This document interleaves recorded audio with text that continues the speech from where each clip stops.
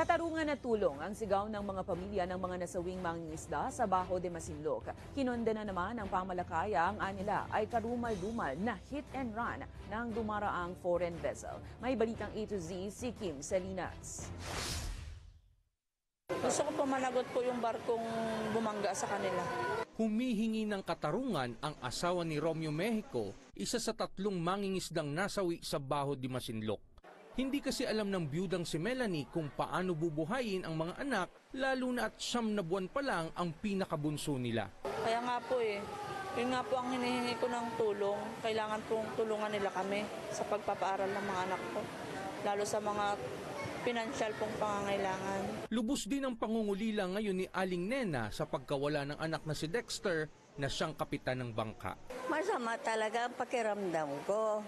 Kasi siya ang nagsusuporta sa pagkabuhay ko, gawa ng mabait siya. Si Jennifer naman, inalala na lang ang yumaong ama na kahit senior citizen na, ay nagsusumika pa rin makapaghanap buhay. Siyempre wala man pong perpektong tao, pero bilang tatay po napaka-perpekto ni Papa ko para sa amin. Kasi kahit na, siyempre sa edad niya rin yan, parang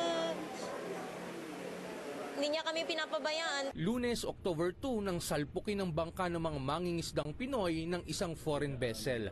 Bagay na itinuturing ng grupong pamalakaya na isang karumal-dumal na krimen. Natulad na naman ito doon sa mga nagdaang mga biktima na hit and run, no?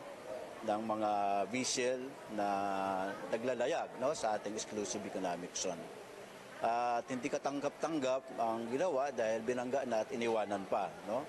Yung ating mga kababayan. Hit and run nga talaga yung dating. Oo. Kung alam man nila o hindi nila alam, may pananagutan dapat. Kung meron tatanungin mo kung may pagkukulang talaga sila. Kung tatanungin mo kung may napabayaan sila, meron talaga silang napabayaan. 11 ang pinalad na makaligtas mula sa bangungot na trahedya, dulot ng mahabang oras na paglalangoy sa karagatan. Ang hiling nila ngayon na matulungan naman sana ang kanilang sektor. Tulong lang po sir, ang kailangan po namin, yun lang po. Wala na pong iba. Willing naman mag-offer ang LGU ng assistance sa kanila at makahanap sila ng trabaho nila. So hanggat hindi sila nakahanap ng trabaho nila, patuloy lang naman tayong tutulong sa mga pangangailangan nila. Ipinatawag na sa Maynila ang mga survivor ng insidente para sa pagpapatuloy ng investigasyon. Hiling lang ng mga naulila. Kung ano yung kaparusahan na kaakibat nung nangyari kila Papa ko, gusto ko yun yung matamo nila. Kung kailangan po nilang magbayad ng mga danyos, kung yung pagkakakulong. 4 na araw ibuburol dito sa Golden Star Funeral Home, Subic, Zambales ang mga labi ng nasawi sa Bajo de Masinloc matapos mabangga ang kanilang lula na bangka ng isang foreign vessel noong Lunes. Nakatakda naman itong ilibing sa darating na linggo. Para sa Balitang A to Z, Kim Salinas.